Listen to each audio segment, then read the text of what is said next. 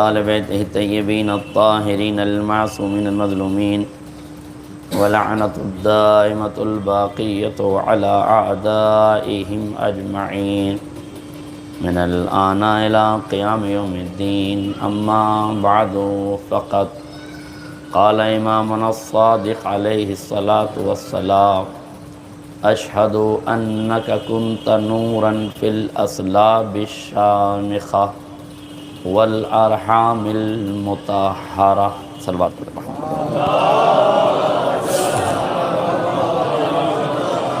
آپ حضرات سے گزارش ہے کہ ایک مرتبہ سورہ حمد اور 3 مرتبہ سورہ اخلاص مرحوم مغفور آغوش مہدی عرف فہیم رضوی ابن سید محمد احمد سید محمد صادق مرحوم ابن سید حسن مرحوم کی روح کو احسان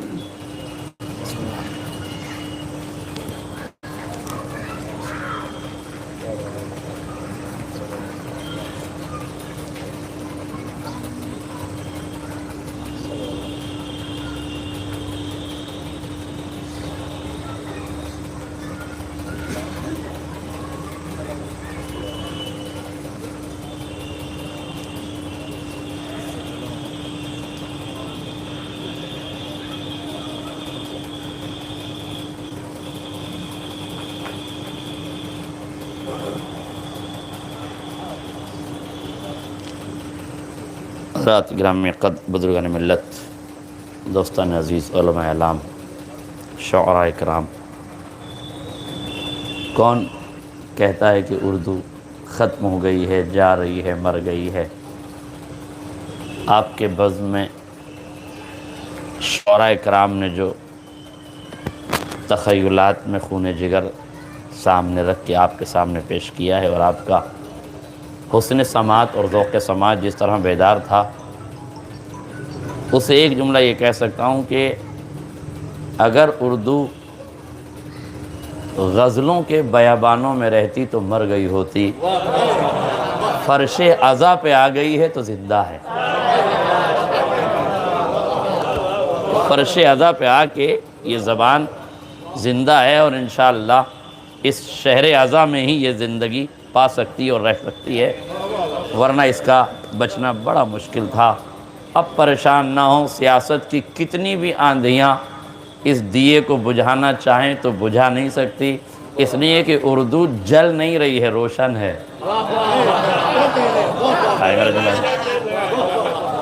جل نہیں رہی ہے، روشن ہے۔ جلتی تو ختم ہو جاتی، خاک ہو جاتی، روشن ہے تو اندھیروں کا گلا گھونٹنے کے لیے تیار ہے۔ بس میرے عزیزوں، میں جہاں سے گفتگو کا آغاز کرنا چاہتا تھا، آپ آمادہ ہیں، شاعری نے ویسے بھی آپ کو آمادہ کر دیا الحمدللہ۔ میں شکر گزار ہوں شعراء کرام کا کہ مجھے کل کی محفل کا ثواب انہوں نے آج ہی بخش دیا، اور واقعاً بڑے خوبصورت اشعار انہوں نے پیش کیے۔ مولا ارشاد فرماتے ہیں اشہد انک کنت نورا فی الاصلاب الشامخہ، میں گواہی دیتا ہوں، صادق آل محمد فرماتے ہیں میں گواہی دیتا ہوں کہ بے شک آپ کا نور، یعنی امام حسین سے مخاطب ہے کہ آپ کا نور اصلاب شامخہ یعنی بزرگ صلبوں میں رکھا گیا، اور وہاں سے منتقل ہوتا ہوا فی ارحام مطہرہ پاکیزہ صدفوں کی آغوش میں رکھا گیا۔ یہ قانون ہے قدرت کا کہ جب مالک کو بڑا کام لینا ہو تو بڑی روحوں کا انتخاب ہوتا ہے۔ چھوٹے موٹے لوگ بڑے بڑے کام انجام نہیں دے سکتے، یہ قاعدہ کلیہ ہے۔ یہ قدرت کا اب انتخاب ہے کہ اس نے کس کی روح کو کس بلندی پہ پا کر کس عمل کے لیے منتخب کیا ہے۔ جیسے جیسے اب اتنے شعر آپ نے پڑھے ہیں، 2 میں بھی پڑھ دوں، لیکن میں دونوں عربی میں پڑھوں گا، اردو میں نہیں۔ ابو طیب متنبی کا بہت خوبصورت شعر ہے، ابو طیب متنبی کا ایک شعر یہ سن لیجئے پہلے۔ وہ کہتے ہیں کہ تعظم فی عین الصغیر صغارها، تعظم فی عین الصغیر صغارها، چھوٹے لوگوں کی نظر میں چھوٹے چھوٹے کام بہت بڑے بڑے دکھائی دیتے ہیں۔ چھوٹے لوگوں کی نظر میں چھوٹے موٹے کام ہوتے ہیں، مگر انہیں وہ بہت بڑا کام سمجھتے ہیں، بہت بڑا کام سمجھتے ہیں۔ اس کے بعد وہ کہتے ہیں وَالصُّغُرُ فِي عَيْنِ الْعَظِيمِ الْعُظَمَا، لیکن جو عظیم ذوات ہوتی ہیں، بلند ذاتیں ہوتی ہیں، ان کی نظر میں بڑے بڑے کام بھی بہت چھوٹے نظر آتے ہیں، بہت کم سن نظر آتے ہیں، بہت چھوٹے نظر آتے ہیں۔ اب مجھے جملہ کہنے دیجئے کہ وہ کربلا جسے ولیوں نے، نبیوں نے، رسولوں نے، صلحاء نے، صادقین نے، صدیقین نے بہت بڑا کام سمجھا تھا، اس عمر کے لیے حسین جیسے عظیم انسان نے 6 مہینے کے بچے کا انتخاب کیا۔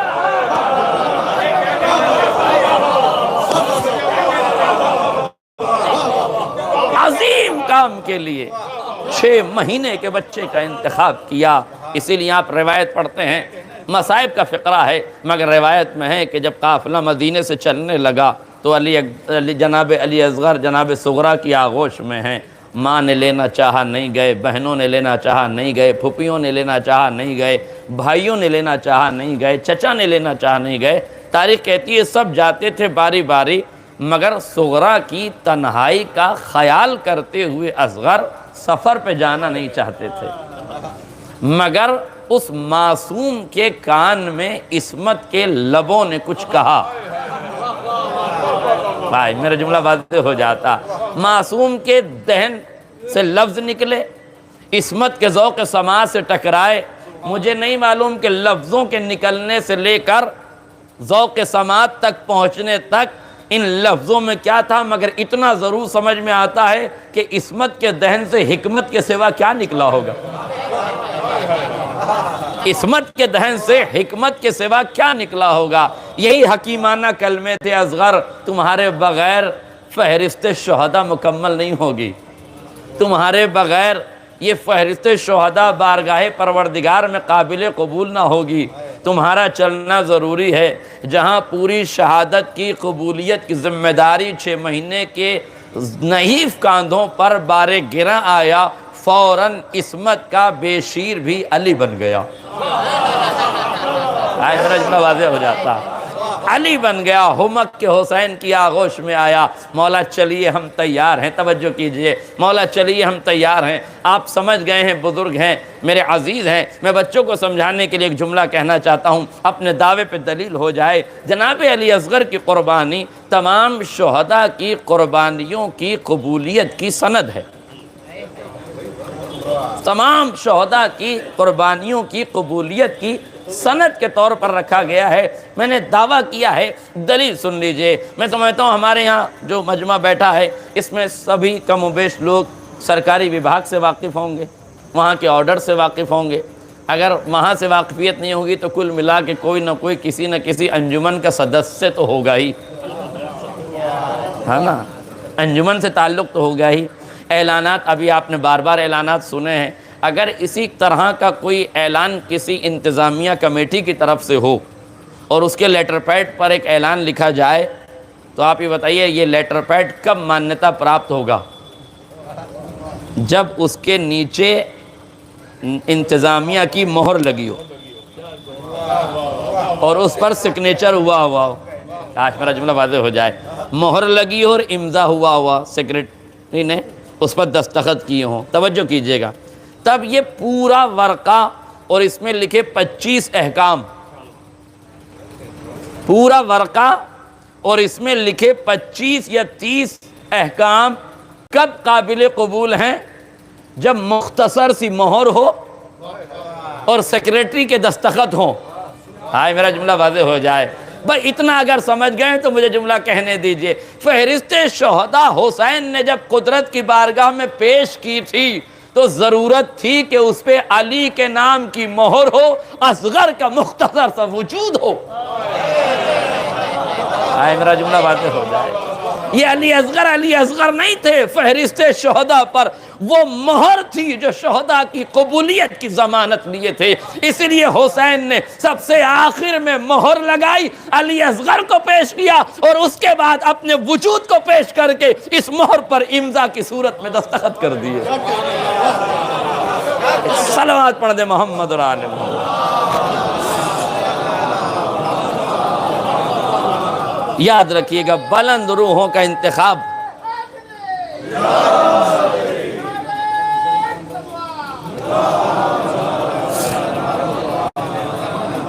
بلند روحوں کا انتخاب بلند کاموں کے لیے ہوتا ہے۔ جتنی بڑی روح ہوتی ہے اتنا ہی بلند اسے کام دیا جاتا ہے۔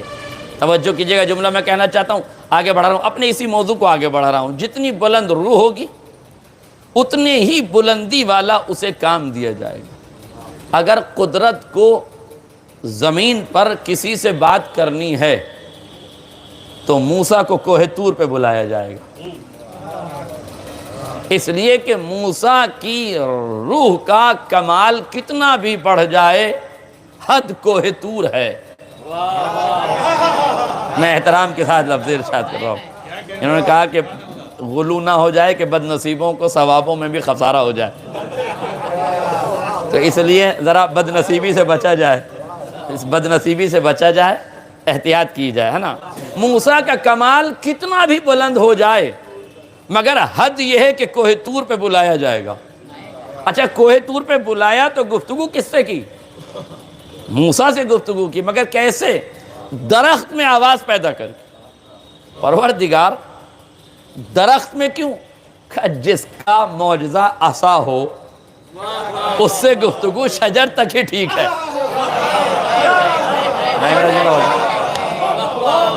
جس کا معجزہ عصا قرار دیا ہے، جس کا معجزہ عصا قرار دیا ہے، اس کے لیے گفتگو شجر میں آواز پیدا کر کے کی جائے۔ جس کی حد دنیا ہے اسے کوہ طور کی بلندی پہ بلا کے بات کر لی جائے، مگر کوئی ایسا بندہ ہو جو زمینوں کی حدوں سے نکل کر آسمان کی حدوں سے بھی بالا ہو، قاب قوسین سے بھی آگے ہو اور اس سے آگے کی منزل ہو، تو کہا پھر اسے رکھا زمین پہ جاتا ہے، بلایا جلوہ نور میں جاتا ہے۔ کوہ طور والے اور ہیں، جلوہ نور والے اور ہیں۔ کوہ طور میں گفتگو کے لیے شجر کو منتخب کیا، لیکن جلوہ نور میں گفتگو کے لیے خالق نہج بلاغہ کا لہجہ لیا گیا۔ میرا جملہ واضح ہو جاتا، خالق نہج بلاغہ کا لہجہ لیا ہے، کسی نبی کا لہجہ نہیں لیا، کسی اور بندے کا لہجہ نہیں لیا، اولو العزم پیغمبروں کا لہجہ نہیں لیا۔ بڑی آسانی سے میں بچوں کو سمجھانے کے لیے ایک بات کہہ دوں، بعض اوقات لوگ کہتے ہیں کہ اردو گاڑی ہو جاتی ہے، مجلس گاڑی ہو جاتی ہے، بچوں کے سمجھ میں کبھی کبھی نہیں آتی ہے۔ دو ایک بات بچوں کے لیے تاکہ ان کا آنا بھی وصول ہو جائے، دیکھیے بہت آسانی سے سمجھ لیجئے، مولانا بھی جانتے ہیں اور قبلہ بھی جانتے ہیں، شعراء کرام بھی جانتے ہیں اس بات کو، کہ جب ہم کسی کے یہاں محفل یا مجلس میں جاتے ہیں تو ظاہر ہے محبت کرنے والے سبھی ہوتے ہیں، لیکن کچھ لوگ بے لوث محبت کرتے ہیں، بے پناہ محبت۔ فون کر کے پوچھتے ہیں قبلہ کب آ رہے ہیں؟ جی آ رہے ہیں، تو آتے ہوئے چائے پی لیجئے گا۔ ابھی بٹن بھائی کہہ رہے تھے چائے پی لیجئے گا۔ یہ محبت کے تقاضے ہیں۔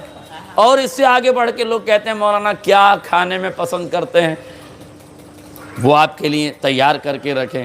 حالانکہ میں ایک جملہ حالت حاضرہ پہ دکھتی ہوئی رکھ کو ذرا سا ٹٹولتے ہوئے ایک جملہ کہتا ہوں، بھئی ہم لوگ ذکر مولا کے لیے آ رہے ہیں، نظر مولا کے لیے تھوڑی آ رہے ہیں۔ اب دیکھیے نظر مولا اور ہے، ذکر مولا اور ہے۔ اصل ہے ذکر مولا، اس میں ضمنی ہے نظر مولا، مگر سماج میں آج کل معاملہ الٹا ہو گیا ہے، اصلی ہو گیا ہے نظر مولا، ضمنی ہو گیا ہے ذکر مولا۔ فرش کبھی بھی بٹھا دیجیے، آئیں گے تبھی جب ذاکر بیٹھا ہے، مگر دسترخوان کبھی نہ بچھائیے، پہلے سے لوگ موجود ہوں گے۔ حالانکہ مجھے نظر مولا پہ کوئی اعتراض نہیں ہے، مجھے کیا اعتراض، اس تبرک کو کھا پی کے تو بڑے ہوئے اور شعراء نے تو اسی کو جنت تک پہنچا دیا ہے، اس لقمے کے لیے تو کچھ کہا ہی نہیں جا سکتا۔ ایک جملہ کہا جا سکتا ہے بس، بہت آسانی سے وہ بھی سمجھانے کے لیے، دیکھیے یہ اپنا اپنا مقدر ہے۔ حسین تو کریم ہیں آقا، انہوں نے سب کے لیے انتظام کیا ہے، تمہیں روح کی غذا بھی دی ہے، جسم کی غذا بھی دی ہے، تمہارے لیے روح کی غذا کا انتظام بھی ہے، جسم کی غذا کا انتظام بھی ہے۔ جسم کی غذا کو نظر مولا کہتے ہیں، روح کی غذا کو ذکر مولا کہتے ہیں۔ جسے روح کی غذا چاہیے وہ ذکر مولا میں آئے، جسے جسم کی غذا چاہیے وہ نظر مولا میں آئے۔ ملے گا دونوں کو اپنی اپنی جگہ۔ یہ پسند کیا ہے آپ کی مولانا، کیا کھائیں گے؟ ارے ہمیں کچھ بھی بنا رہے نہیں، جو آپ پسند کرتے ہیں وہی پکائیں گے، جو آپ چاہتے ہیں وہی پکائیں گے۔ یہ کیوں پوچھا جا رہا ہے؟ کہ محبت کے تقاضے یہ ہیں کہ محبوب کے آنے سے پہلے اس کی پسند کی چیزیں دسترخوان مودت پہ بچھا دی جائیں۔ یعنی یہی محبت کے تقاضے ہیں، یہی فطرت کے تقاضے ہیں۔ بھئی ہم سے کتنا ہو سکتا ہے، جتنا ہم سے ہو سکتا ہے ہم کر سکتے ہیں، لیکن اگر اللہ کسی اپنے محبوب بندے کو بلائے تو کم سے کم شان خداوندی یہی تھی نا، کم سے کم اتنا تو ہونا ہی چاہیے تھا کہ چونکہ کھانے پینے کا تو کوئی انتظام ہے نہیں، تو کم سے کم وہ لہجہ لے لیا جائے جو رسول کو سب سے زیادہ پسند۔ ایک صلوات پڑھ دے محمد اور آل محمد۔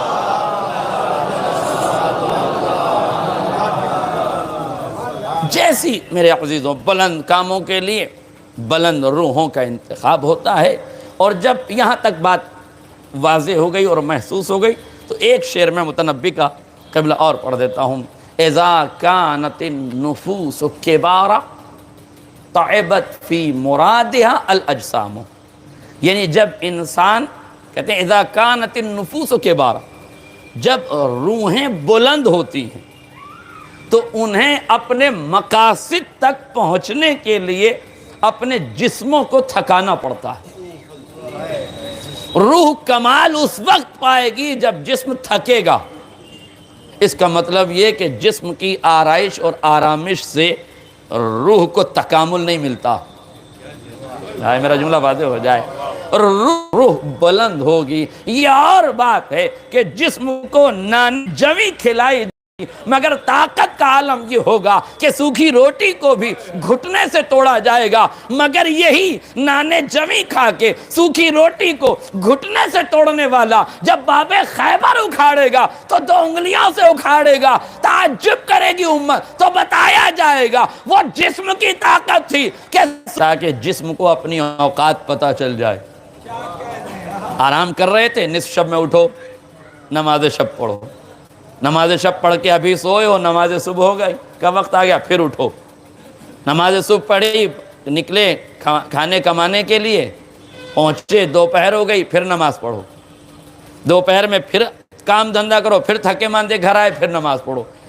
جو نماز کا وقت رکھا گیا تھکان کے بعد، نیند کے بعد، پروردگار یہ تھکان کے بعد نیند کے بعد کیوں کہا؟ جتنا جتنا جسم کو تھکاؤ گے اتنا اتنا روح میں تکامل پیدا ہو، روح میں کمال پیدا۔ ایک جملہ کہہ دوں، اگر خاتون خانہ آرائش اور پڑے گا، توجہ کیجئے، میں ایک جملہ کہہ کے بات آگے بڑھ دوں، بہت اچھے اچھے خیالات آپ نے پیش کیے، صرف میں یہ باتیں کہہ رہا ہوں۔ جسم کو تھکانا پڑتا ہے تب جا کے روح کو کمال حاصل ہوتا ہے۔ توجہ، یوں ہی کوئی وفاؤں کا پیمبر نہیں بنتا، جسم کو ہاتھ کٹوانے پڑتے ہیں تب جا کے روح کو تکامل ہوتا ہے۔ جسم کو قربانی دینی پڑتی ہے، جسم کو قربانی دینی پڑتی ہے، تمناؤں کی قربانی، آرزوؤں کی قربانی، حسرتوں کی قربانی، جذبات کی قربانی، شجاعتوں کی قربانی، جرأتوں کی قربانی، ہر اعتبار سے قربانی دینا پڑ رہی ہے۔ کیا یہ کم مرحلہ تھا کہ حر کا ہاتھ لجام فرس پر گیا، شیر کا ہاتھ قبضہ شمشیر پہ گیا؟ حر نے لجام فرس پر ہاتھ ڈالا، ادھر شیر کا ہاتھ قبضہ شمشیر پر گیا۔ جرأتیں کہتی تھی شیر تلوار نکال، حر کو 2 ٹکڑوں میں تیل کر دے۔ تمنائیں کہتی تھی، جذبات کہتے تھے، خواہشیں کہتی تھی، خون کا اثر کہتا تھا، خاندان کی شجاعت کہتی تھی، کمالات کہتے تھے، عقل کہتی تھی، اجتہاد کہتا تھا۔ غازی بھی ہیں، نمازی بھی ہیں، مجتہد بھی ہیں، بہادر بھی ہیں، جرأت مند بھی ہیں، شجاع بھی ہیں، جری بھی ہیں، ساوند بھی ہیں۔ مولا تلوار نکالیے، حر کے 2 ٹکڑے کر دیجئے۔ کہا تلوار تو نکال لوں مگر مجھے انتظار ہے میرے مرجع وقت کا۔ میرا جملہ واضح ہو جائے، مجھے انتظار ہے میرے مرجع وقت کا۔ پہلے مرجع وقت اشارہ کرے پھر شجاعت اطاعت کے سانچے میں ڈھلے گی۔ میرا جملہ واضح ہو جاتا۔ پہلے، اور توجہ کیجئے گا، امام نے اشارہ کیا، حکم نہیں دیا، لفظ نہیں کہے، آرڈر نہیں دیا، صرف روایت کہتی ہے چشم و ابرو کا اشارہ کیا، نہیں توجہ کیا آپ نے؟ حکمت نے اشارہ کیا، شجاعت نے محسوس کر لیا، نہیں توجہ کیا آپ نے؟ حکمت نے اشارہ کیا، شجاعت نے محسوس کیا، عصمت کو حکم دینے کی ضرورت نہیں پڑی، وفا اپنے آپ اطاعت کے سانچے میں ڈھل گئی۔ بھائی میرا جملہ واضح ہو جاتا۔ دیکھیں میرے عزیز، ایک جملہ کہنا چاہتا ہوں، مولا حکم کیوں نہیں دیتے؟ تلوار نکالے شیر، ہر کے 2 ٹکڑے کر دیں۔ دیکھیں حالات حاضرہ میں ہمارے ہاں کچھ مصیبتیں آ گئی۔ جو جنگ ہے نا کربلا میں، وہ صرف ہاتھوں کے کھولنے اور باندھنے کی ہے۔ نماز تو ادھر بھی ہو رہی تھی ادھر بھی ہو رہی تھی، بس طریقہ ہی بدلا ہوا تھا۔ ہاں میرا جملہ واضح ہو جاتا ہے، ہاں طریقہ ہی بدلا ہوا تھا۔ ولایت الہی طریقے کو بتانا چاہتی تھی، امت معصیت کاروں کے طریقے پہ چل رہا تھا، بس یہی جھگڑا تھا، نہیں توجہ کیا آپ نے؟ حر نے پہلے راستہ روکا، ہاتھ جوڑ کے آرایا، امام نے پانی پلایا، ٹھیک ہے، راستہ روکا، امام نے پانی پلایا، جب یہ ہاتھ جوڑ کر آیا حسین نے پانی پلا دیا، حسین نے پانی پلایا، اس کے ہاتھ کھل گئے۔ آئے میرا جملہ واضح ہو جائے۔ امام نے مصلی بچھایا، نماز پڑھنے لگے، حر اپنی صف لے کے امام کے پیچھے آ گیا۔ امام نے کہا حر تو اپنی پڑھ، ہمیں اپنی پڑھنے دے۔ کہا فرزند رسول آپ کے پیچھے ہی پڑھوں گا، آپ کے ہوتے ہوئے کسی اور کے پیچھے کیسے پڑھوں گا؟ دیکھا آپ نے، جو ہاتھ جوڑ کر آیا تھا حسین کے پاس ہاتھ کھول کے آ گیا۔ اس لیے تو غازی کو روکا، آج ہاتھ کھول کر آیا ہے، کل دل کھول کے آئے گا۔ وہ پہچان لو، حسینیت کا پہلا زینہ ہی یہ ہے کہ پہلے ہاتھ کھولو پھر دل کھلے گا۔ منبر پہ وہی آئے جس کے ہاتھ کھلے ہوں تاکہ دل بھی کھل جائے۔ ہاتھ باندھ کے لوٹنے کی کوشش نہ کرو۔ میرا جملہ واضح ہو جاتا۔ یہ شاید آپ ہی کے یہاں مصرع ہوا تھا یا آپ ہی کے یہاں محفل ہو رہی تھی، مجھے نہیں یاد ہے، شاید بارہبنکی ہی میں۔ عمر دراز دیوبندی پڑھ رہے تھے، ثقلین صاحب ندامت کر رہے تھے، پڑھتے پڑھتے انہوں نے کہا کہ میں وہابیوں کی صفوں سے نکل کے آیا ہوں۔ ثقلین صاحب نے کہا کمال وہابیت کی صفوں سے نکلنے میں نہیں ہے، تراویوں کی صفت سے نکلنے میں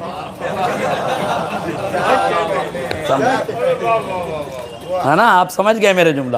تو وہ جو عمر دراز دیوبندی صاحب جیسے لوگ ہماری بزم میں آتے ہیں، وہ دکھاتے ہیں کہ دل کھلا ہوا ہے، مگر دل کھلنے کا مطلب یہ ہے کہ پہلے ہاتھ کھولو بعد میں دل کھولنا۔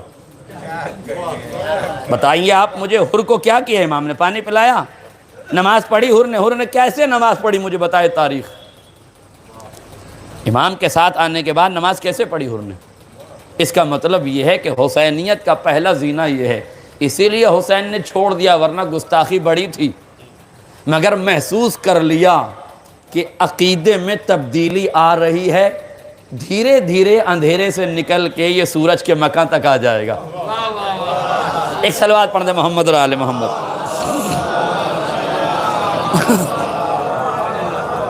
اور فرمایا آپ مولا اسے، اچھا جملہ سنیے کیا کہا، لفظ نہیں ہے، اشارہ ہے فقط چشم و ابرو کا۔ حکمت نے اشارہ کیا، شجاعت نے محسوس کیا، ہاتھ قبضہ شمشیر سے خالی آ گیا۔ یہ صرف پڑھا جا سکتا ہے اور صرف بیان کیا جا سکتا ہے اور آپ سن سکتے ہیں، اس کیفیت کو محسوس نہیں کر سکتا کوئی۔ محسوس اس کیفیت کو عباس کی ایک ہی آدمی کائنات میں کر سکتا ہے، اس کیفیت کو وہی محسوس کر سکتا ہے جو کبھی دشمن کے سینے پہ چڑھ کے اتر آیا ہو۔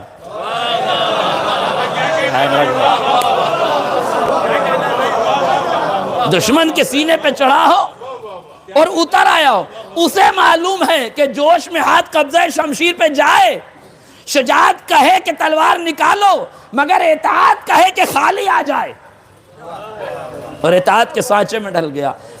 لفظ نہیں ہے امام حسین کے پاس، لفظ نہیں ہے امام کے لیے، یعنی امام نے لفظ نہیں ارشاد فرمائے، بولے نہیں، چشم و ابرو کا اشارہ کیا۔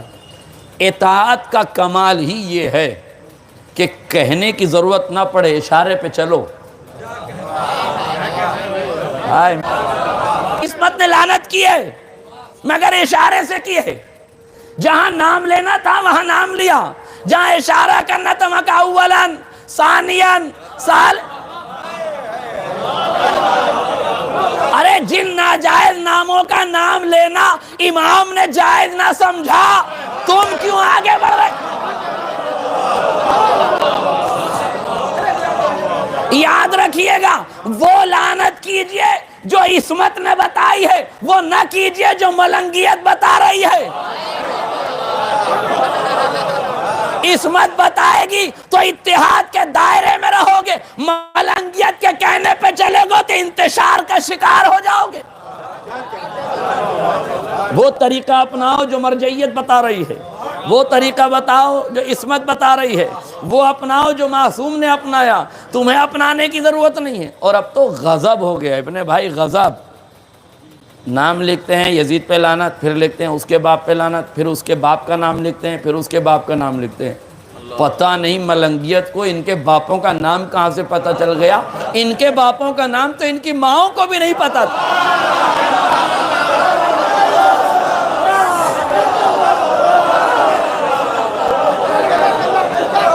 واقعا نا، آپ بگڑی ہوئی ملنگیت کو داد دیجئے کہ یہ باپ کے نام کھوج لائے۔ اچھا خاصا عصمتوں نے ابن مرجانہ کہا تھا، جب معصوم ابن مرجانہ کہہ رہے ہیں تو تم کیوں باپ کا نام بتا رہے ہو؟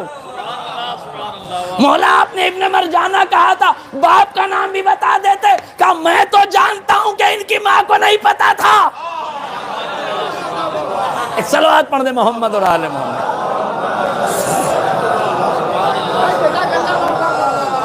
لہذا واٹس ایپ کی دنیا میں گھبرائیے نہیں، اس روش پہ چلیے جس پر عصمتوں نے بتایا ہے، معصومین نے بتایا ہے۔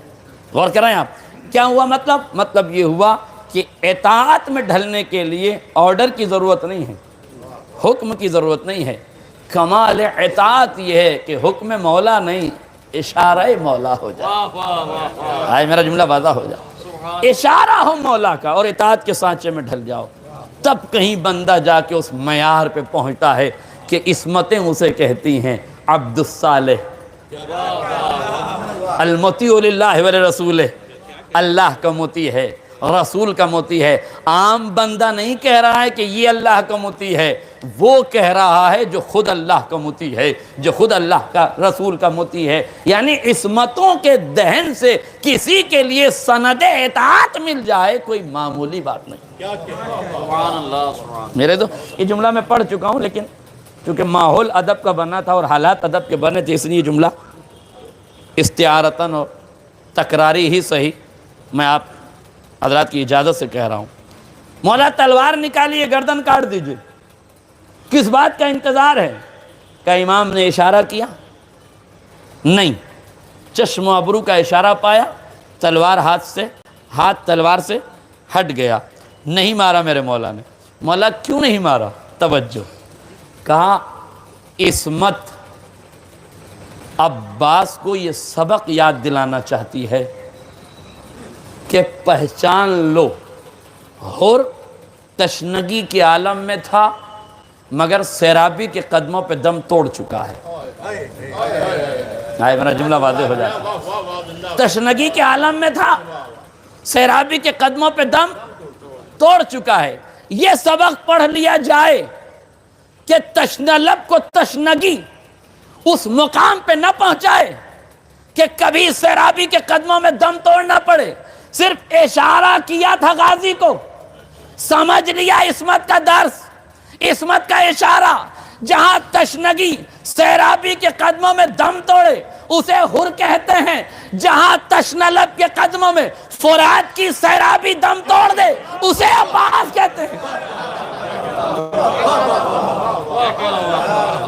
جب گھوڑا ڈالا ہے فرات میں، اور آسان لفظ کر دوں، جب گھوڑا فرات میں ڈالا ہے، چلو میں پانی لیا، فرات کے منہ پہ مارا، مولا پانی کیوں نہیں پیتے؟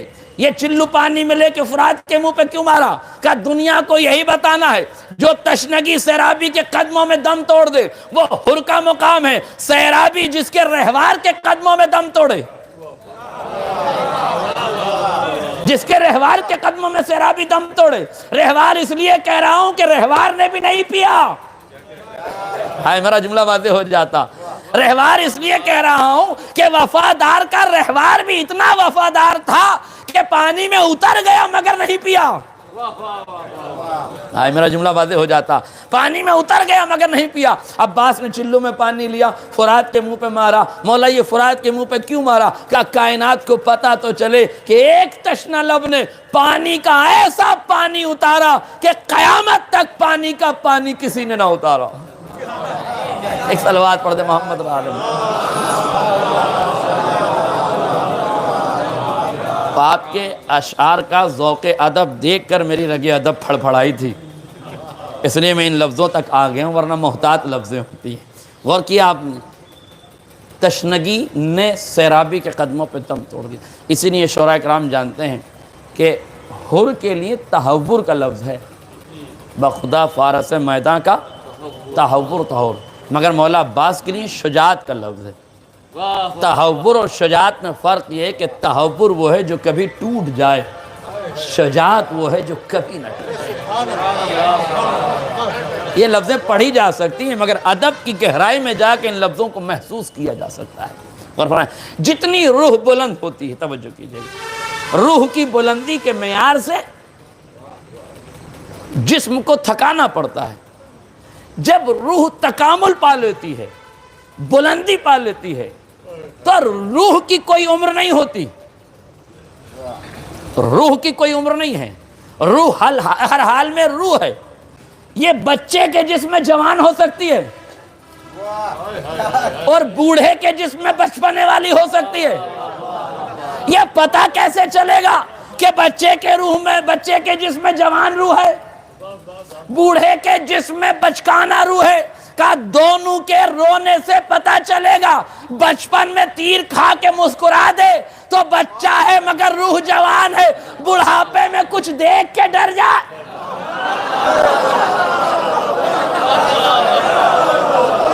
ایک صلوات پڑھ دے محمد اور آل محمد۔ روح کو جو تکامل ملتا ہے،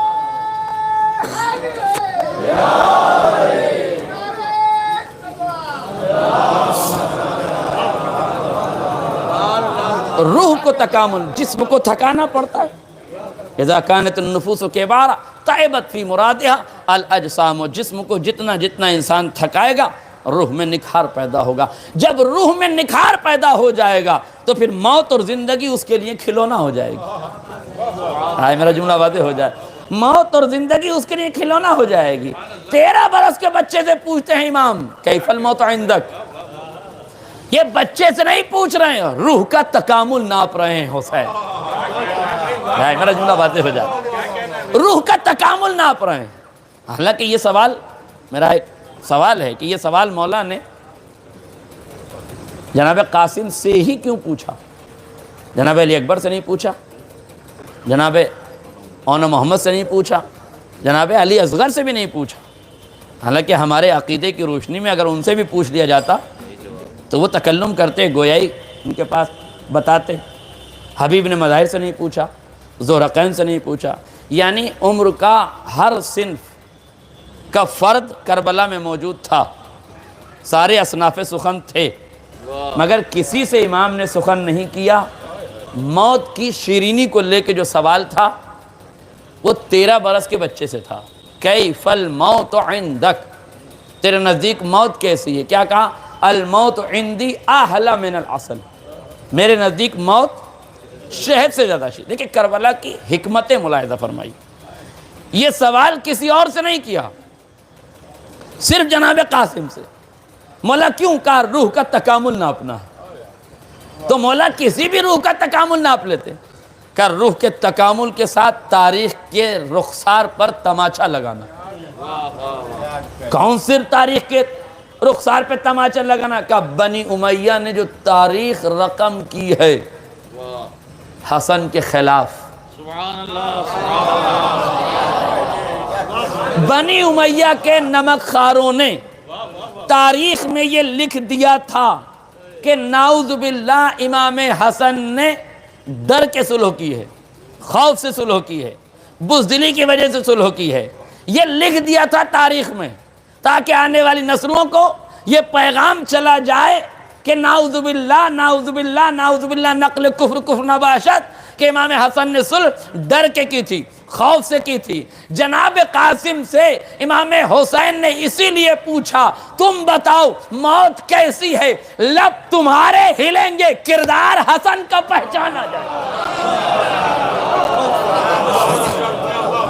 میرا جملہ واضح ہو جاتا.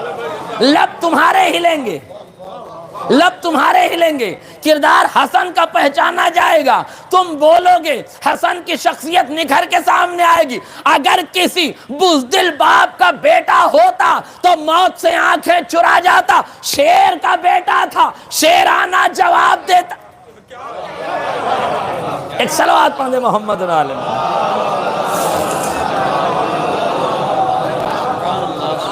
الموت عندی احلی من النصر. دیکھیں ایک جملہ اور سن لیجیے اس سلسلے کا میں جہاں لانا چاہتا ہوں. آپ یہ سوال کب کیا؟ مدینے سے ساتھ تھے نا، لیکن مدینے میں نہیں پوچھا. مکے میں ساتھ آئے، نہیں پوچھا. مکے سے باہر نکلے منزل ثعلبیہ پر آئے، نہیں پوچھا. وادی عتیق میں آئے، نہیں پوچھا. ذو حسم پہ پہنچے، نہیں پوچھا. کربلا پہنچ گئے، نہیں پوچھا. 28 رجب یا بھر روایت دیگر 3 شعبان سے لے کر 9 محرم تک یہ سوال نہیں ہوا. سوال ہوا 10 محرم کو. کب 10 محرم؟ اصحاب شہید ہو گئے، انصار شہید ہو گئے. اب اعزہ کی باری آئی، تب پوچھا کیف الموت عندہ. بچوں کو سمجھانے کے لیے ایک بات کہنا چاہتا ہوں. اتنی تاخیر سے کیوں پوچھا گیا یہ سوال؟ اس کا وضاحتی طور پر ایک مثال دے دیں. اکثر ہمارے دوست احباب سب جانتے ہیں آگ کا ماتم ہوتا ہے ہمارے یہاں. خندق روشن ہوتی ہے، آگ کا ماتم ہوتا ہے. جب کہیں آگ کا ماتم ہونے والا ہو، ہمارے یہاں رات میں 12 بجے ہوتا ہے، تو ہم لوگ دن میں بچوں سے پوچھتے ہیں ہاں بھائی خندق میں اترنا ہے، آگ کا ماتم کرنا ہے؟ بچے بالکل سینہ تان کے جی کرنا ہے. سب تیار ہیں خندق میں اترنے کے لیے، آگ کا ماتم کرنے کے لیے. یہ بچے بالکل تیار ہوتے ہیں. مگر جب یہ دہکتے ہوئے انگاروں کے پاس پہنچتے ہیں تو کتنے ہیں جو جرأت سے گزر جاتے ہیں اور کتنے ہیں جو خوف سے رک جاتے ہیں. دن میں تو تیار تھے، رات میں کیا ہو گیا؟ کہا دن میں جب پوچھ رہے تھے تو انگاروں کی تپش دیکھی نہیں تھی. ہاں میرا جملہ واضح ہو جاتا. دہکتے ہوئے انگارے دیکھے نہیں تھے، اس لیے دن کو تو تیار تھے. ہاں میرا جملہ واضح ہو جاتا. دن کو تو تیار تھے، مگر رات جب دہکتے ہوئے انگارے دیکھے، دہکتی ہوئی آگ دیکھی تو خوف سے قدم پیچھے ہٹا دیے. امام حسین نے مدینے میں نہیں پوچھا، مکے میں نہیں پوچھا، ذو حسن پہ نہیں پوچھا، اس لیے کہ ابھی قاسم نے آنکھوں سے موت کا نظارہ دیکھا کب ہے؟ ہائے میرا جملہ واضح ہو جائے. ابھی موت کا نظارہ دیکھا کب ہے؟ جب کربلا میں اصحاب شہید ہو گئے، انصار شہید ہو گئے. یعنی سر اڑ رہے ہیں، خون کی ندی بہہ رہی ہیں، تیر چل رہے ہیں، کمانیں تنی ہوئی ہیں، تلواریں تیار ہیں، تیغ تبل بج رہے ہیں، تیر انداز چل رہے ہیں، جسم کے ٹکڑے بکھر رہے ہیں، لاشوں کے انبار لگ رہے ہیں. اب یہ بات پردہ راز میں نہیں ہے کہ موت کیا ہے. میرے جو غور نہیں کیا. اب یہ بات پردہ راز میں نہیں ہے کہ موت کیا ہے. اب موت بازار میں بٹ رہی ہے، میدان میں مل رہی ہے. یہ حسن کا بیٹا ہے، لاشوں کے درمیان کھڑا ہو کے موت کی آنکھوں میں آنکھیں ڈال کے کہتا ہے میرے نزدیک موت شہد سے زیادہ شیریں ہے. میرے نزدیک موت شہد سے زیادہ شیریں. اس کا مطلب کیا ہے؟ اب موت دیکھ چکے ہیں، اب موت سامنے ہے.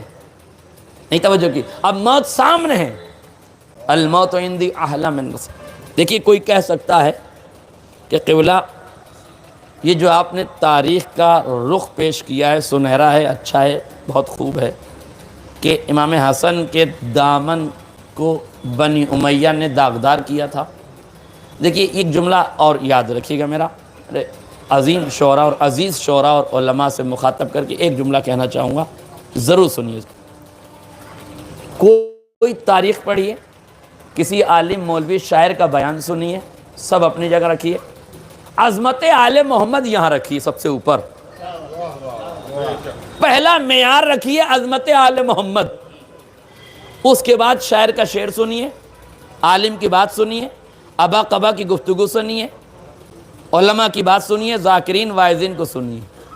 اب اگر ان کا کوئی بھی کلام عظمت آل محمد کے خلاف ہو، کتنے بڑے ابا قبا جبے دستار میں کیوں نہ ہو، کتنا بڑا نامی گرامی شاعر کیوں نہ ہو، اس کا کلام دیوار پہ دے ماریے، اس کی گفتگو دیوار پہ دے ماریے، اس لیے کہ سب چیز پہ سمجھوتا ہو سکتا ہے، عظمت آل محمد پہ سمجھوتا نہیں کیا جا سکتا۔ یہ نہ کہیے کہ تاریخ میں لکھا ہے، فلاں کتاب میں لکھا ہے، روایت میں لکھا ہے تاریخ میں بھی، لکھا ہے روایت میں بھی، مگر یہ بتاؤ یہ بات جو تاریخ میں لکھی ہے عظمت آل محمد کے خلاف ہے تو قابل قبول نہیں ہے، اس لیے کہ تاریخ عصمتوں نے تھوڑی لکھی ہے، ملوکیت نے لکھی ہے۔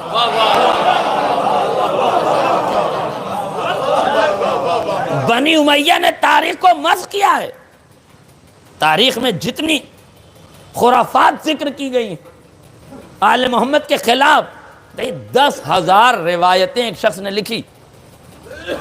تیسری خلافت میں اسے بلایا گیا اور خلیفہ سے کہا اس نے 10,000 روایتیں گھڑی ہیں، کہا تلوار، جلاد کو کہا اس کی گردن اڑا دو، مار دیا۔ بڑی تعریفیں لکھی گئی، عدالت ہے خلیفہ ثالث کی، دیکھیے مجرم تھا، مار دیا گیا۔ عدالت بعد میں تھی، سیاست پہلے تھی۔ حکمت کا تقاضا یہ تھا کہ پہلے یہ پوچھتے کہ 10,000 روایت بتا، پہلے اسے جلایا جائے پھر اسے مارا جائے، وہ تو گڑھ کے چلا گیا، آپ نے مروا بھی دیا۔ میرے عزیزوں اب جو پوری کمپنی عمل میں شامل ہو، ایک صلوات پڑھ دے محمد رحل محمد۔ عظمت آل محمد یہاں رکھیے، اس کے بعد بات کیجیے۔ اب میں دلیل دینے لگا ہوں اپنے شعراء سے بہت معذرت کے ساتھ، میرے سامنے جو معتبر شعراء کا مجمع ہے میں ان سے مخاطب، مطلب ان کو نہیں کہہ رہا ہوں لیکن لفظ میں ضرور کہوں گا۔ یہ جو میں نے آپ کے سامنے کہا کہ تاریخ میں یہ لکھا تھا، بنی امیہ نے اس کا جواب دینے کے لیے آپ کہہ سکتے ہیں مولانا عقلی گدے ہیں، خطابت ہے، فکر ہے، تخیل ہے، اور یہ واقعاً تخیل ہی رہ جاتا اگر جناب قاسم نے اپنے رجز کے ذریعے سے اس کلام کو دلیل کا لباس نہ پہنایا ہوتا۔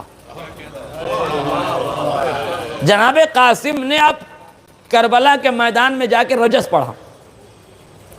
دیکھیے رجز دو طرح کا ہے، ایک وہ رجز ہے جو شہداء نے پڑھا ہے، ایک وہ رجز ہے جو شعراء نے پڑھا ہے۔ شہداء کا رجز اور ہے، شعراء کا رجز اور ہے۔ ہاں بالکل کھلی بات کہہ رہا ہوں، جو شعراء رجز پڑھتے ہیں وہ شہداء نے نہیں پڑھا۔ اب یہ مجھے نہیں معلوم کہ شعراء کو زیادہ آتا تھا کہ انہوں نے وہ بھی کہہ دیا جو شہداء نے نہیں کہا۔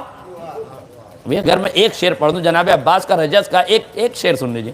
انی انا العباس ذو التودد نجل علی المرتضی المؤید، میں عباس مہر و وفا کا پیکر و محور ہوں۔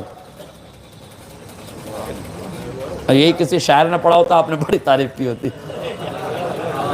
انی انا العباس ذو التودد، میں عباس، مولا عباس فرماتا ہوں میں عباس مہر و محبت کا پیکر ہوں، محور ہوں۔ نجل علی المرتضی المؤید، اور میں اس علی کا بیٹا ہوں جس کی تائید ملائکہ نے کی۔ اب مجھے پورے جناب عباس کے رجز میں وہ رجز نہیں ملا جو شعراء نے کہا کہ سورج سے پانی نچوڑ دوں، 9 لاکھ کی روحوں کو توڑ دوں، فرات کو اٹھا کے ان کے سر پہ مار دوں. یہ پورا رجز کہا گیا جناب عباس کا ہے. میری سمجھ میں آ گیا شہداء کے رجز اور ہیں، شعراء کے رجز اور. احتیاط کریں شعراء، اگر انہیں رجز کہنا ہی ہے تو وہ کہیں جو انہوں نے کہا ہے، اس لیے کہ شعراء کا تخیل قاب قوسین سے آگے بھی بڑھ جائے تو شہداء کے خاک قدم کے برابر بھی نہیں ہو سکتا. اس لیے کیفیت یہ رکھیں کہ وہ شعر پڑھیں، وہ رجز پڑھیں جو شہداء نے پڑھا.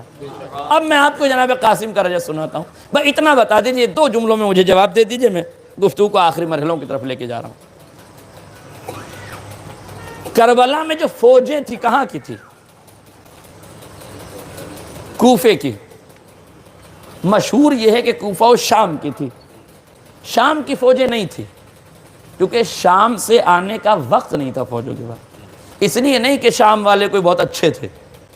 ایک جملہ ضرور ہے، یہ یاد رکھیے گا، اور یہ یاد رکھیے گا، امام حسین کو ان لوگوں نے قتل نہیں کیا جو اونٹ اور اونٹنی میں تمیز نہیں رکھتے تھے. آئے میرا جملہ وقت. انہوں نے قتل نہیں کیا جو اونٹ اور اونٹنی میں تمیز نہیں رکھتے تھے. انہوں نے قتل کیا جو حسین کو جانتے تھے پر پہچانتے نہیں تھے. میرے عزیزوں، جاننے اور پہچاننے والوں میں یہی فرق ہے. جو حسین کو جان لیتا ہے اور پہچان لیتا ہے اس کے ہاتھ یوں نہیں رہتے. آج میرا جملہ واضح ہو جائے. اس کے ہاتھ یوں نہیں رہتے. جو جان بھی لے اور پہچان بھی لے، جو جان لیتا ہے اس کے ہاتھ بھی کھل جاتے ہیں، دل بھی کھل جاتا ہے. مگر جو فرش عذاب پہ سوداگر بن کے آتے ہیں ان کے ہاتھ تو بندھے رہتے ہیں، عقلیں کھلنے کا نام لیتی ہیں، دعویٰ کرتی ہیں عقلیں کھولنے کا. بچو ایسے لوگوں سے جو استحصال کر رہے ہیں عزاداری کا. ایسے شعراء سے، ایسے ادیبوں سے، ایسے ذاکرین سے، ایسے واعظین سے. انہیں بلاؤ تو پہلے اپنی مسجد میں کھڑا کرو، 2 رکعت پڑھواؤ، پھر ممبر پہ بٹھاؤ. اگر وہ 2 رکعت تمہارے لائق پڑھ جائے تو 2 گھنٹہ تمہارے حساب سے پڑھ جائے. میں جو 2 رکعت تمہارے لائق نہیں پڑھ سکتا وہ 2 گھنٹہ ممبر پہ کیا پڑھ رہا ہے بھائی؟ صلوات پڑھیں محمد اور آل محمد. یہ تحریک مرحوم ثنا عباس میں شروع کی تھی کہ ہر ایرے غیرے نتو خیرے کو ممبر پہ نہ بٹھا دو. یہ تو وقت کی بات ہے کہ انہیں موقع نہیں ملا، ورنہ اگر یہ تحریک آگے بڑھتی تو اس وقت کے جو حالات بدلے ہوئے ہیں وہ نہ ہوتے. اور ہر با کردار ہی ممبر پہ آتا. بس اس سے زیادہ نہ کہوں تو زیادہ اچھا ہے. یہ جو بد کرداروں کی بھی ایک لائن لگی ہوئی ہے ممبر پہ جانے کی، یہ سب ختم ہو جاتی جس دن سے یہ تحریک شروع ہوئی ہے. اور یہ اپنے انجام کو اگر پہنچ جائے تو ہمارا معاشرہ صاف ہو جائے گا، صالح ہو جائے گا. موٹی موٹی رقمیں لے رہے ہیں، شیعت کو پریشان کر رہے ہیں، صرف اور صرف اس لیے کہ وہ ممبر پر بیٹھ کے جن پر خود تبرہ ہونا چاہیے اب وہ ہمیں آ کے ہمیں تبرہ سکھا رہے ہیں. میں کہتا ہوں پہلے تم خود لائق تبرہ ہو، پہلے تولا کی بارگاہ میں صحیح سے آ تو جاؤ. جب تک تمہارا سر خاک شفا پہ نہیں جھکے گا تمہارے سجدوں پہ خاک رہے گی. پہلے اس بارگاہ میں آؤ، حسینیت کی بارگاہ میں، تب بات کرنا. آ کے غور فرمایا آپ نے، کوفے کی فوجیں نہیں ہیں، کوفے کی فوجیں، شام کی فوجیں نہیں ہیں. کہاں کی ہیں؟ یعنی میں نے یہ جملہ کہا کہ وہ لوگ نہیں تھے جو اونٹ اور اونٹنی میں، یعنی ایمان کو شہید کرنے والے جاہل نہیں تھے. میں یہ کہنا چاہتا ہوں پڑھے لکھے تھے. یعنی جاہلوں سے تو بچنا ہی چاہیے مگر پڑھے لکھوں سے زیادہ بچا کرو. یہ میسج میں دے کے جا رہا ہوں. ہر پڑھا لکھا نہیں ہوتا. آج میرا جملہ واضح ہو جاتا.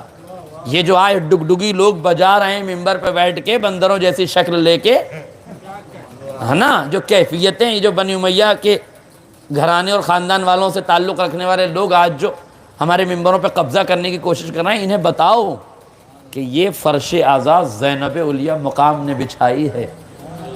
جس کے ہاتھ باندھے گئے تھے اس نے ہاتھ کھول کے فرش اعضا بچھائی ہے۔ اس لیے اس فرش اعضا کی عظمت کو ہم گھٹنے نہیں دیں گے۔ ایک صلوات پڑھیں محمد اور آل محمد۔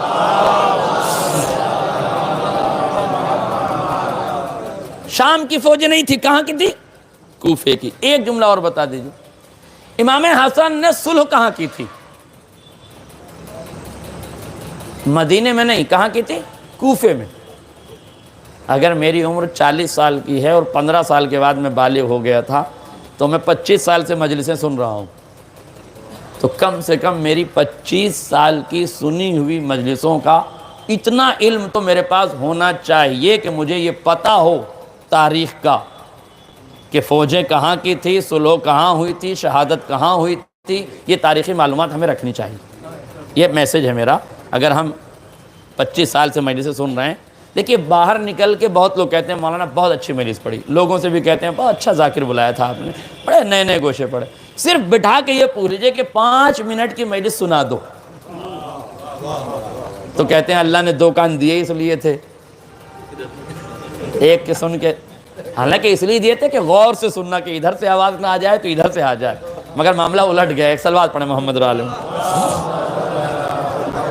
فوجیں کوفے کی، میں ختم کر دی دعا، فوجیں کوفے کی، صلح کہاں ہوئی؟ کوفے میں۔ پورا مدعا سمجھ لیجیے آپ، کوفے کی فوجیں، کوفے میں صلح ہوئی۔ اب جناب قاسم پہنچے میدان جہاد میں، جا کے انہوں نے رجز پڑھا، ان تنکرونی انا ابن الحسن صبت نبی المصطفیٰ المعتمن، اگر تم میرا انکار کرتے ہو تو میری شناخت یہ ہے کہ میں حسن کا بیٹا ہوں۔ میں نے ہاتھوں کو جوڑ کے کہا مولا قاسم آپ اپنے دادا کے فضائل پڑھیے، کربلا میں جا کے یہ کہیے میں علی کا بیٹا ہوں جس نے خیبر اکھاڑا، جس نے مرحب کو پچھاڑا، جس نے 2 تلواروں سے جنگ کی، جس نے 2 نیزوں سے جنگ کی، جس نے 2 قبلوں کی طرف نماز پڑھی، جس نے کافرین کی ناک رگڑ دی، جس نے مارقین کو قتل کیا، جس نے کفار و مشرکین کا قتل عام کیا، آپ اس کا نام لیجئے۔ یہ دادا کے فضائل چھوڑ کر باپ کے فضائل کیوں پڑھ رہے ہیں؟ کیا کہا؟ فوج کوفے کی، امام حسن نے صلح کی کوفے میں، انہی فوجیوں کے درمیان میں جا کے حسن کا بیٹا کہہ رہا ہے ان تنکرونی انا ابن الحسن، اگر تم انکار کرتے ہو تو سنو میں حسن کا بیٹا ہوں۔ مولا حسن کا نام کیوں لے رہے ہو؟ کہ ان 60,000 فوجوں میں کوئی تو ایک کھڑا ہو کے کہے کس حسن کا نام لے رہا ہے؟ تیرے باپ نے تو ڈر کے صلح کر لی تھی۔ میرا جملہ واضح ہو جائے، 60,000 کی کوفے کی فوج میں کوئی تو ایک جعالہ اٹھتا اور یہ کہتا کہ کس کا نام لے رہا ہے؟ تو حسن کا بیٹا ہے۔ حسن نے تو ڈر کے صلح کر لی تھی۔ 60,000 کوفیوں کی خاموشی، حسن کے بیٹے کا گرجدار لہجے میں رجز پڑھنا دلیل ہے حسن نے بزدلی نہیں دکھائی تھی، کوفے کی بزدل ماؤں کے جنوں نے بزدلی دکھائی تھی۔ ورنہ کوئی تو کھڑا ہوتا کہتا، اور رجز کا تو مطلب ہی یہ ہوتا ہے، میرا جملہ واضح ہو جاتا، رجز کا تو مطلب ہی یہ ہوتا ہے کہ جو آپ کے خاندان کی بڑائی ہے، تعریف ہے، وہ آپ کیجئے، اگر اس میں کوئی کمی اور نقص ہوگا تو دشمن اٹھے گا اور اعتراض کرے گا، مگر کوئی کوفی نہ اٹھا۔ اسی لیے تو پڑھا تھا کہ چچا نے جس مقصد کے لیے پوچھا تھا وہ مقصد تو آشکار ہو جائے، میرا جملہ واضح ہو جائے۔ اور اب توجہ سے یہ جملہ سن لیجئے، میں نے ختم کر دی دعا، شعراء سے توجہ چاہوں گا، داد چاہوں گا، اس کے علاوہ ان سے اس فکر پر چاہوں گا کہ قلم اٹھا، اور یقیناً یہ لکھیں گے اس پر۔ دیکھیے اب تک محب بھائی، اب تک تاریخ میں ہمیشہ تبسم کی تفسیر تکلم سے ہوئی ہے۔ یہ قیمتی جملہ ہے میرا رضا بھائی، ہمیشہ تبسم کی تفسیر تکلم سے ہوئی ہے۔ ہنسی پہ مرثیہ لکھا ہے، نذیر باقری کا مرثیہ ہنسی کے اوپر پورا، مسکراہٹ پر ناولیں لکھی گئی ہیں، تبسم پر غزلیں لکھی گئی ہیں۔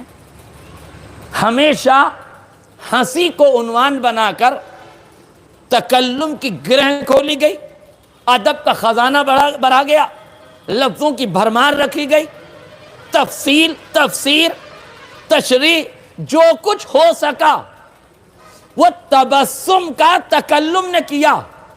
نہیں توجہ کی ہے, تبسم کی تفسیریں تکلم سے ہوئی ہیں. یہ پہلا موقع ہے کربلا جہاں حسن کا بیٹا تکلم کر کے کہتا ہے موت شہد سے زیادہ شیریں ہے. حسین کا بیٹا مسکرا کے تفسیر کر دیتا ہے.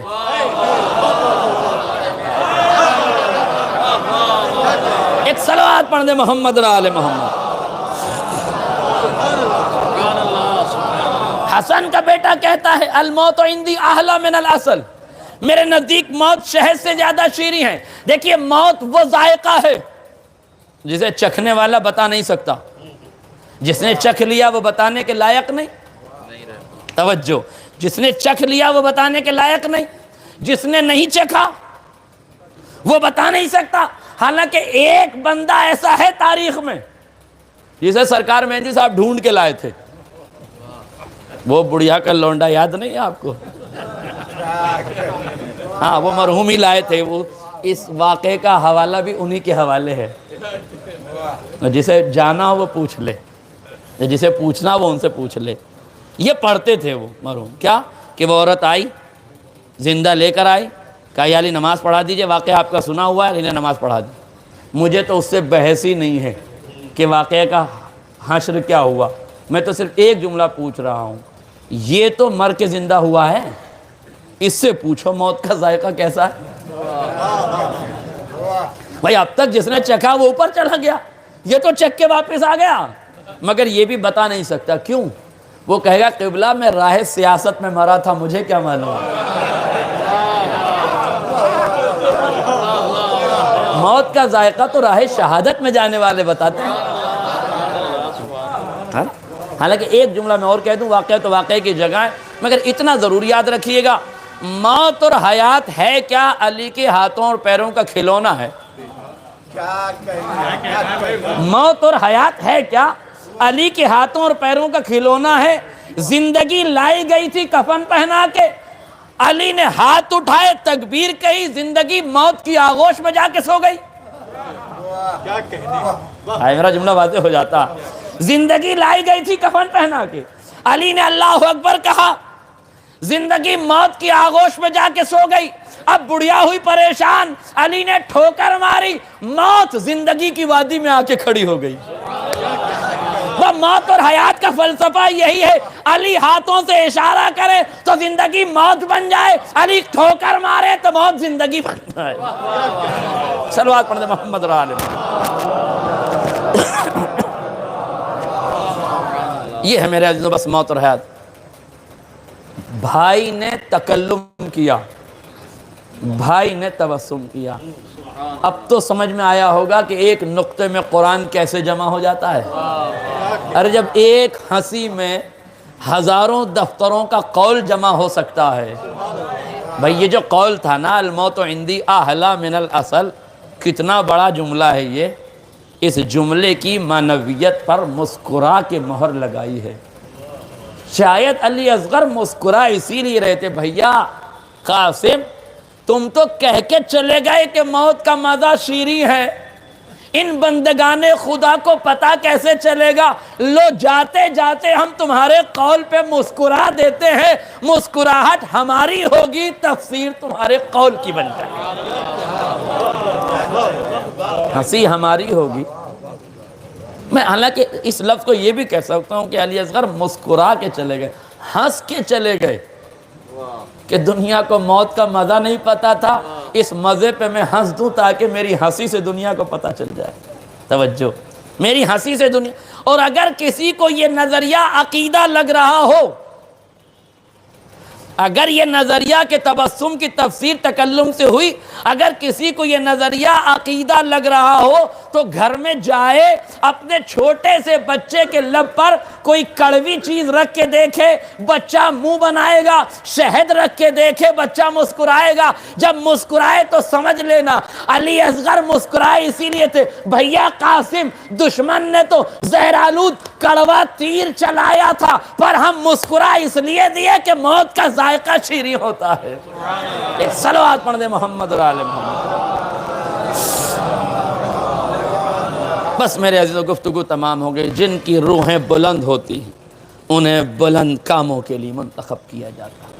جسم کو تھکایا جاتا ہے تاکہ روح کو تکامل نصیب ہو جائے. یہی وجہ ہے کہ جسم تیروں پہ معلق ہوتا ہے. توجہ, جسم تیروں پر معلق ہوتا ہے, مگر جب روح میں پختگی ہوتی ہے تو پیاس بھی ہے, بھوک بھی ہے, کمزوری بھی ہے, خون بہہ چکا ہے. تیروں پہ جسم معلق ہے, مگر روح کی قوت تھی کہ جو کھینچ کے سجدے کی طرف لے کے چلی گئی. اور روح کی قوت کا دکھانا تھا, سر کا سجدے میں جانا تھا کہ ہاتف غیبی کی ند آئی, یا ایتها النفس المطمئنہ ارجعی الی ربک راضیۃ مرضیہ. دو جملے یاد رکھیے گا, ارجعی الی ربک راضیۃ مرضیہ, اے پلٹ آ اپنے رب کی طرف, راضیۃ مرضیہ, ہم تجھ سے راضی ہو گئے, تو ہم سے راضی ہو جا. میرے عزیزو یاد رکھیے گا, زندگی بھر ہم جس کا بھی انتقال ہوتا ہے ایک جملہ بولتے ہیں, انا للہ و انا الیہ راجعون. ہم اللہ کے لیے ہیں اور ہمیں اس کی طرف پلٹ کے جانا ہے. ہم کہیں کہ اس کی طرف پلٹ کے جانا ہے یہ اور ہے, وہ کسی بندے سے کہے کہ میری جانب پلٹ آ, میرا جملہ واضح ہو جاتا. وہ کسی بندے سے کہے کہ میری جانب پلٹ آ, یہ اور ہے. ہم زندگی بھر کہیں رضی اللہ, اے خدا راضی ہو جا, اے خدا راضی ہو جا, یہ اور مرحلہ ہے. مگر حسین کی روح کمال کے اس درجے پہ پہنچی ہوئی ہے کہ خدا خود کہہ رہا ہے, اے میرے حسین, ہم تجھ سے راضی ہو گئے, تو ہم سے راضی ہو جا. اب معنویت بدل گئی ہے, تو ہم سے راضی ہو جا. اللہ اللہ, روح کا کمال اس درجے پر ہے کہ قدرت چاہتی ہے کہ حسین راضی ہو جائے. بس میرے عزیزوں, یہ ہے روح کا کمال. جب روح اس بلندی پہ پہنچتی ہے تو فادخلی فی عبادی وادخلی جنتی, پھر اسے جنت کی ضمانت بھی مل جاتی ہے, عبدیت کے دائرے میں لا کے کھڑا کر دیا جاتا ہے. کیوں؟ اس لیے کہ اس نے اپنی روح کو تکامل تک پہنچا دیا ہے. جسم کو اذیت دی جاتی ہے تب جا کے انسان کی روح کو کمال حاصل ہوتا ہے. اللہ, مگر حسین ابن علی نے قربانیاں بھی دی, جسم کی قربانی بھی دی, آرزوؤں کی قربانیاں بھی دی, مگر یہ تمام تر قربانیاں کربلا کے ریگزار پر ختم ہو گئی. مگر ہاں ایک اور ہے, وہ سید سجاد ہیں جن کی قربانیوں کا سلسلہ کربلا میں ختم نہیں ہوتا ہے بلکہ مصیبتوں کا سلسلہ کربلا سے شروع ہوتا ہے.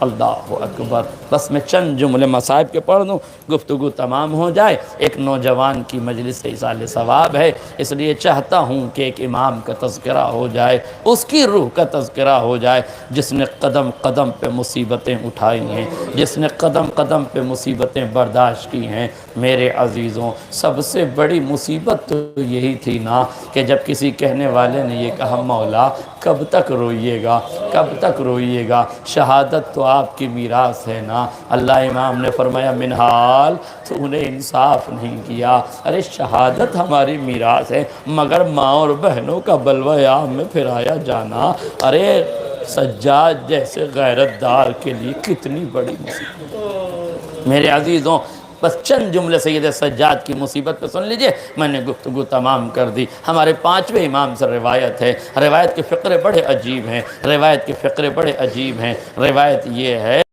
نے 5ویں امام سے پوچھا, مولا اگر آپ کو کربلا سے چلتے وقت کوفہ و شام کے ان راہوں میں ایک کا سیاب مل جاتا تو آپ کیا کرتے؟ راوی سوچ رہا, امام کہیں گے میں سکینہ کو دے دیتا, میں یتیموں کو دے دیتا, میں خود دیتا. مگر مولا نے نہ یہ کہا سکینہ کو پلا دیتا, نہ یہ کہا میں پی لیتا, نہ یہ کہا میں یتیموں کو پلا دیتا. مولا کیوں؟ کہا سب کی پیاس امت کو معلوم ہو چکی ہے, مگر ہاں میرے بابا کی یہ مصیبت دنیا کو معلوم نہیں. امام فرماتے ہیں, اگر مجھے ایک کا سیاب مل جاتا میں اپنے باپ کی ہتھکڑیوں پہ ڈال دیتا. کسی نے پوچھا, مولا ہتھکڑیوں پہ کیوں ڈال دیتے؟ کہا ہتھکڑی, میرے بابا جو ہتھکڑی اور بیڑی پہنے ہوئے تھے وہ فولاد کی تھی. جب میرا بابا دھوپ میں چلتا تھا وہ ہتھکڑی گرم ہو جاتی تھی. اس کی گرمی کا عالم یہ ہوتا تھا کہ جیسے ہی وہ گرم ہوتی تھی میرے بابا کے جسم سے دھواں اٹھنے لگتا تھا, میرے بابا کے چمڑی کے جلنے کی خوشبو میرے مشام میں پہنچنے لگتی تھی. میں تمنا کرتا تھا مجھے ایک کا سیاب مل جاتا تو میں اپنے بابا کی ہتھکڑیوں پہ ڈال دیتا تاکہ میرے بابا کو کچھ لمحوں کے لیے سکون مل جائے، کچھ لمحوں کے لیے میرے بابا کو آرام آ جائے۔ آزاداروں، یہ تو ہتھکڑی کی کیفیت تھی نا، اب ایک کیفیت بیڑی کی سن لو اور آخری کیفیت میں توخ کی سنا لوں۔ سید سجاد کے مصائب میں پڑھ چکا، گفتگو تمام کیے دیتا ہوں، بس چند جملے اور سن لیجئے میرے عزیزوں۔ روایت کہتی ہے جب جناب سید سجاد کی رہائی کا وقت آیا، یزید نے یاد کیا، جناب زینب پریشان ہوئی، اے بیٹا یزید نے تجھے بلایا ہے، خدا خیر کرے، میں تمہارے ساتھ چلتی ہوں۔ سید سجاد نے کہا پھوپھی اماں ایسی کوئی بات نہیں ہے، آپ یہیں رہیں، میں ہو کر آتا ہوں۔ سید سجاد گئے، تاریخ میں ملتا ہے، روایت یہ لفظیں ہیں، یزید کہتا ہے سید سجاد ہم تمہیں آزاد کرتے ہیں، تمہیں اختیار ہے کہ چاہے مدینے چلے جاؤ یا یہاں رہ جاؤ، جو فیصلہ کرنا چاہتے ہو کر لو۔ امام فرماتے ہم اپنی پھوپھی اماں سے پوچھ کے بتائیں گے۔ کہا ٹھیک ہے، آپ اپنی پھوپھی اماں سے مشورہ کر کے ہمیں بتائیں۔ اب تاریخ کہتی ہے جب امام جانے لگے، یزید حداد کو کہتا ہے لوہار حداد اس قیدی کی ہتھکڑیاں کھول دے، اس کی بیڑیاں کھول دے۔ جملہ سنو ذرا، تاریخ کہتی ہے، روایت کے فقرے یہ ہیں، لوہار آگے بڑھا، آگے بڑھ کے کہتا ہے قیدی ذرا پیر سے پیراہن اٹھانا، قیدی پیر سے پیراہن اٹھانا۔ تاریخ کہتی ہے جیسے ہی قیدی نے پیر سے پیراہن اٹھایا، لوہار چیخ مار کے پیچھے ہٹا، ہاتھوں کو جوڑ کے کہتا ہے اے قیدی اتنا بتا دے کتنے برسوں سے یہ بیڑیاں پہنے ہوئے تھے۔ بس ہزاروں آپ کی آوازیں گریہ بلند ہو گئی، خدا ان آوازوں پر رحمت نازل کرے۔ میں نے میرے گفتگو کا آخری مرحلوں میں پہنچا دیا۔ ہاتھ جوڑ کے کہتا ہے لوہار قیدی اتنا بتا دے یہ کتنے برسوں سے پہنا تھا۔ کسی یزیدی نے بغل میں کھڑے ہو کے پوچھ لیا کیا پوچھ رہا ہے؟ کہا میں یہ پوچھ رہا ہوں کتنے برسوں سے یہ بیڑی پہنے ہوئے ہے۔ کہا تجھ میں کہ اتنی ہمت کیسے آ گئی؟ تجھے یہ سب پوچھنے کی ضرورت کیا ہے؟ ایک مرتبہ لوہار پلٹ کے کہتا ہے ارے ایسا قیدی میں نے زندگی میں پہلی بار دیکھا ہے، میں نے ہزاروں بیڑیاں کاٹی ہے مگر اس کے پیر کو دیکھا، اس کی بیڑی نے اس کے پیر کے گوشت کو کھا لیا ہے، اس کے پیر کی بیڑی اس کے پیر کی ہڈی میں پیوست ہو گئی ہے۔ مجھے نہیں سمجھ میں آتا کتنے برسوں سے یہ پہنے ہوئے ہیں، بیڑیاں کاٹ دی گئی۔ سید سجاد پہنچے، جب یہ قافلہ مدینے میں پہنچا، تاریخ کہتی ہے جناب محمد حنفی آگے بڑھے، جیسے ہی سید سجاد کو کلیجے سے لگایا، سید سجاد چیخ مار